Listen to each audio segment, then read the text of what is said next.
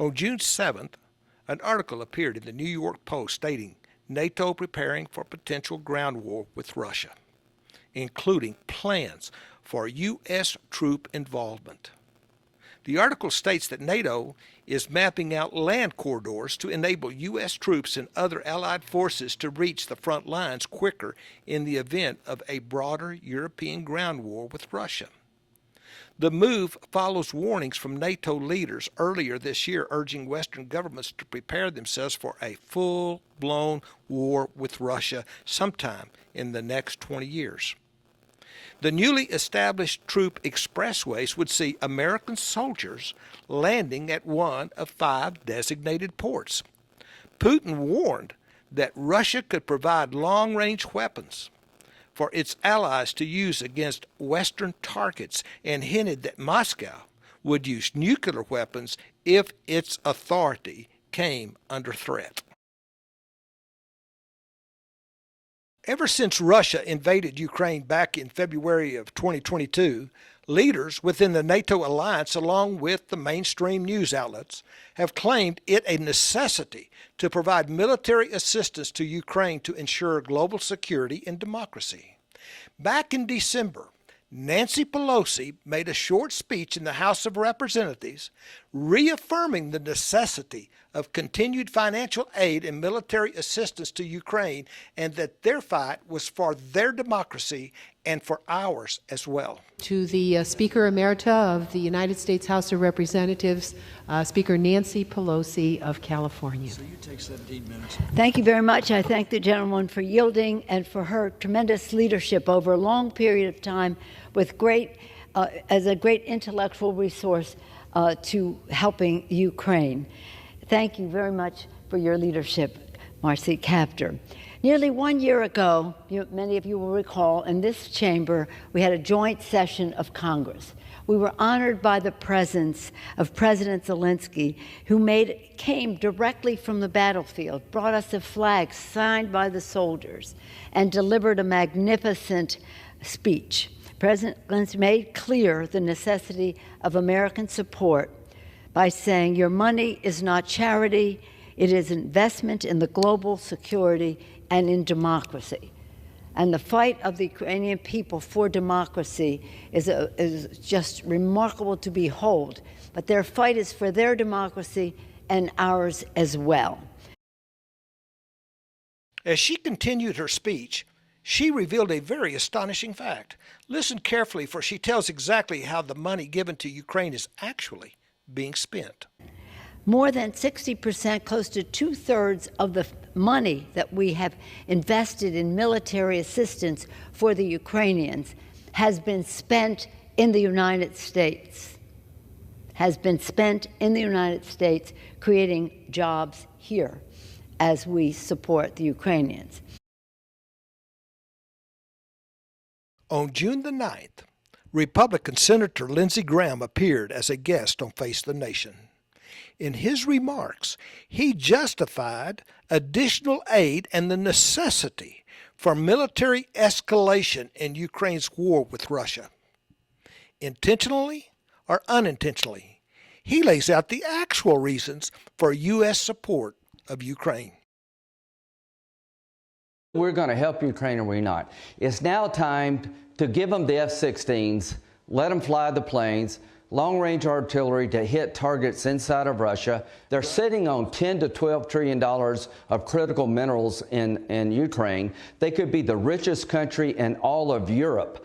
I don't want to give that money and those assets to Putin to share with China. If we help Ukraine now, they can become the best business partner we ever dreamed of. That $10 to $12 trillion of critical mineral assets could be used by Ukraine and the West, not given to Putin and China. This is a very big deal how Ukraine ends. Let's help them win a war we can't afford to lose. Let's find a solution to this war. But they're sitting on a gold mine to give Putin $10 or $12 trillion of critical minerals that he will share with China is ridiculous. Well, well, well.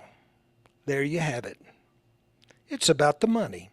It was always about the money in the form of global governance, American investment in the creation of jobs. And make no mistake, war's big business. The war in Ukraine was never about the people or democracy. Russian President Vladimir Putin has been portrayed as a global tyrant with an appetite for European and world conquest. But not everyone agrees. Listen to Republican Congressman Tommy Tuberville's assessment of Putin.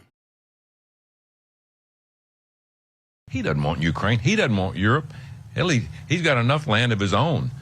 He just wants to make sure that he does not have United States weapons in Ukraine pointing at Moscow. Nigel Farage, as leader of the UK Independence Party, gave a visionary speech before Parliament back in 2014, stating that foreign policy failures and territorial expansion had resulted in the unnecessary provocation of Vladimir Putin. Listen carefully to this video clip as Tucker Carlson introduces and replays some of the remarks that were made by Farage. So now is the moment to ignore the people who've been consistently wrong and instead listen carefully to the people who've gotten it right in the past, the ones who saw the Ukraine war coming and said so out loud. Those are the people you should be listening to, and one of them is Nigel Farage. Nobody would call Farage a stooge of Vladimir Putin, just the opposite. Farage is a nationalist. He cares about his own country. He's devoted his life to it. In his case, his country is Great Britain, whose long-term interests have been gravely damaged by the Russian invasion and by the West's response to it. The same is true, unfortunately, of our country. The U.S. has never had a president as reckless as Joe Biden is. We're going to pay the price for that for a long time. But Nigel Farage, had you asked him, could have predicted all of this.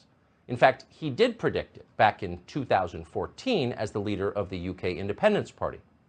Farage gave a speech to the European Parliament that year, which unfortunately we just saw yesterday. In retrospect, his words seem prophetic. Farage understood what would happen because he saw clearly what had already taken place. Watch this carefully. We think you'll agree it's an analysis worth hearing. Here's Nigel Farage 8 years ago on Ukraine. Amongst the long lists of foreign policy failures and contradictions in the last few years, including of course the bombing of Libya, the desire to arm the rebels in Syria, has been the unnecessary provocation of Vladimir Putin.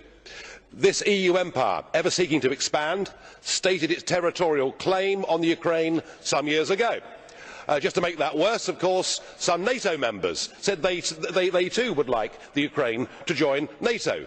We directly encouraged the uprising in the Ukraine that led to the toppling of the President Yanukovych, and that led, of course, in turn to Vladimir Putin reacting. And the moral of the story is, if you poke the Russian bear with a stick, don't be surprised when he reacts. Now, just to continue with that, today we are rushing through an association agreement at undue speed with the Ukraine, and as we speak, there are NATO soldiers engaged in military exercises in the Ukraine. Have we taken leave of our senses? Do we actually want to have a war with Putin? Because if we do, we're certainly going about it the right way. Perhaps we ought to recognise that the West now faces the biggest threat and crisis to our way of life that we have seen for over 70 years. The recent beheadings of the British and American hostages graphically illustrates the problem. And of course we have our own citizens from our own countries engaged in that struggle too. In the war against Islamic extremism, Vladimir Putin, whatever we may think of him as a human being, is actually on our side. I suggest we grow up. I suggest we recognise the real threat facing all of our countries, communities and societies. We stop playing war games in the Ukraine and we start to prepare a plan to help countries like Syria, like Iraq, like Kenya, like indeed Nigeria, to try and help them to deal with the real threat that faces us. Let's not go on provoking Putin, whether we like him or not. On April 24th, Colonel Douglas McGregor, in an interview with Clayton Morris on Redacted News, stated, "We think 600,000 Ukrainians have died. 1 million to 2 million have been wounded, and millions have left the country." Friends, listen to me.